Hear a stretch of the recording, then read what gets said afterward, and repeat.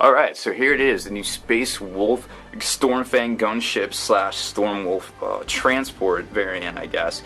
The newest flyer kit from Games Workshop. This is, I think, clocks in at $81 retail, and it appears to be about the size of a normal Storm Raven, judging by the flying base and the actual parts themselves.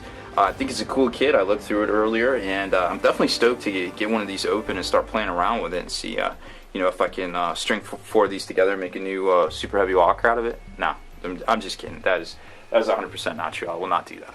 I mean, it is unless you want me to, and then I totally will. I'd be more apt to make a box for my cats to play in out of this storage box here than do anything else, right? Really. So we got the new black box technology here. Pretty cool. You know, if you see this on a shelf, it's a pretty cool display. You can you know, take a closer look at it, see all the cool variants, all the cool detailing. Ooh, I want that. Hey, let's open it up. Take a look. All right. So it comes. It's another 3-sprue kit, and unlike some of the other kits out there, it definitely seems like you get your money's worth, so to speak, with this one, because you get so much in it. It really seems like you're getting a lot when you start breaking down all the sprues, and then you start looking at the actual, you know, instructions and things like that. Like, kind of, it's just a pretty neat kit. I mean, we haven't seen anything like this in a while. It's a pretty cool flyer kit. So here's the first sprue, and let's take a closer look here. Let's get it in here. Yeah, there we go.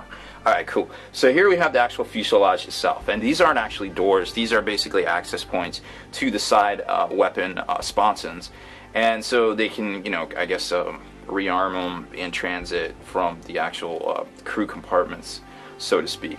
Then you've got a whole bunch of other pieces from, you know, just different things. Stabilization wings. Then you've got different bits and things for depending on which variant you're going to make. You got some intake assemblies here, which go underneath.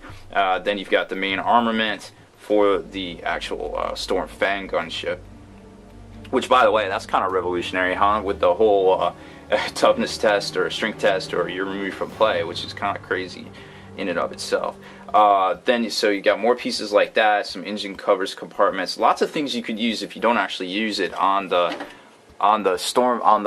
flyer itself. You could definitely use these on like Terminators or things like that, depending on how customized you can make your Space Wolf HQ characters in the new book.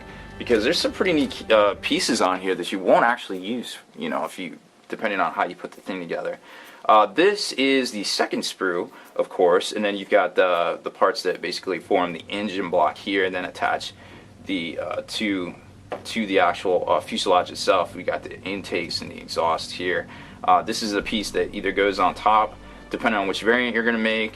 This covers the back over the cockpit piece, which you get the, what is this? This is the Storm Talon cockpit piece right there.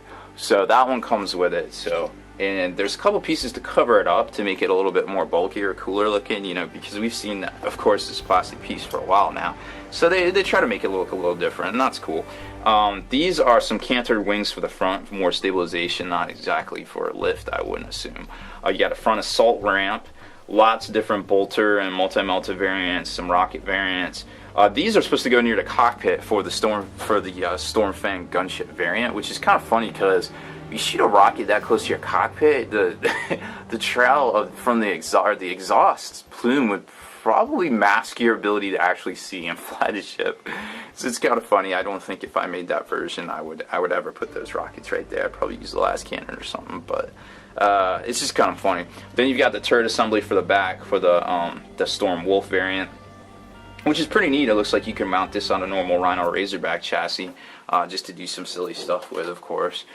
Counts as is always the funnest. Don't let anybody take away from your hobby, guys. I mean, chances are I'll be running my Iron Warriors as Iron Wolves because I'm not gonna paint up. I'll buy the kits, but I'm not gonna paint up Space Wolves. I'm sorry, I can't have like 10 different color Marine armies. I'm a baller on the budget. You know, I can't afford different color Space Marines, but I can afford one color Space Marine, I like to think, and I'll just make it work for everything, I guess. If I can. So here's the actual tops and bottoms of the fuselage itself. Depending on which variant you make with the drop down ramp, you'll be able to actually see inside here. and then the engine block, of course, goes right here, a la the Land Raider styling, which we've seen for the past 10 years or so. And then here's the cool front, or top rather, with, you know, the spots here where you can put whichever variant you're doing. Of course, if you're doing the transport, you're going to put this on top. If you're not doing the transport, you're going to use some of the weapon cowlings and covers and armor plating and things like that. So here's more pieces to cover up the cockpit itself, the actual plastic piece. And then you've got this is a rear stabilizer that actually attaches right here, as a matter of fact, on this back piece right there. So or actually, I think there might be another piece that goes up that attaches here. Yeah, that's what it is. So depending on which variant you make, there's a hatchback there to get into for the gunship that holds 6, or if you're just taking the one that holds 16, you put that right there. And here's another one of those intake assemblies that go on the bottom, depending on what you're doing. Here's some thrusters and such, and let's show you the bottom of this here, just so you can kind of see it.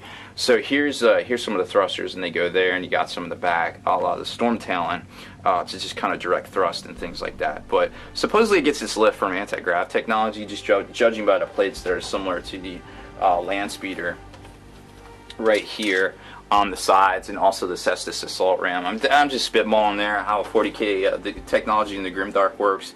I'm not exactly sure how it works. I think it might be a combination of magic and Tom Cruise witchcraft, but for now that's what I'm going to go with, just judging from different things. So but overall, I think it's a pretty neat kit. I mean, look at this thing. You can definitely turn this into all sorts of other conversion potentials. I'm thinking a Chaos Fighter right there, maybe some sort of Storm Talon, Storm Claw, or no, I guess not Storm, but insert any other Chaos demon kind of demony word adjective there. So here's the two variants, of course, like I was saying, just to give you a visual. Now that you've seen all the parts, let's zoom this out a little bit. There we go.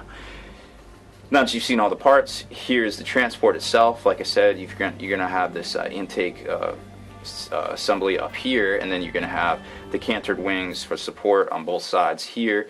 Then you've got the normal wings, your engine assemblies, the turret on the back for that. This one's a little bit different. The plastic is fully exposed here, except for at the bottom. Up here, you're going to have this cowling over the back with another, I guess, a ram air intake up there. And then here's the gunship pieces that slide in and out depending on which version you do.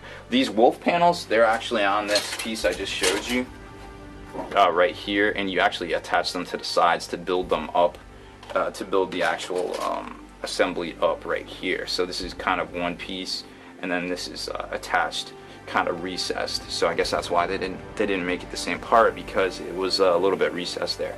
I'm not exactly sure. I'm not an expert on plastic injection technology, but it seems to be the case at least. So there's that.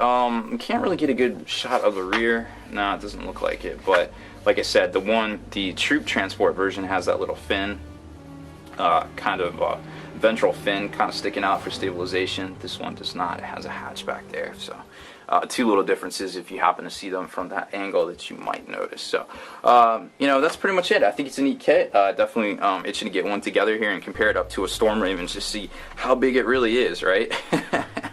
So well, we'll see. Hopefully I get a video up of that here shortly. But like I said, that's it for this one, guys. Make sure you stay in the trenches, subscribe to this YouTube channel, check out the blog, spikybitsblog.com, and listen to our podcast, forgenarrative.com.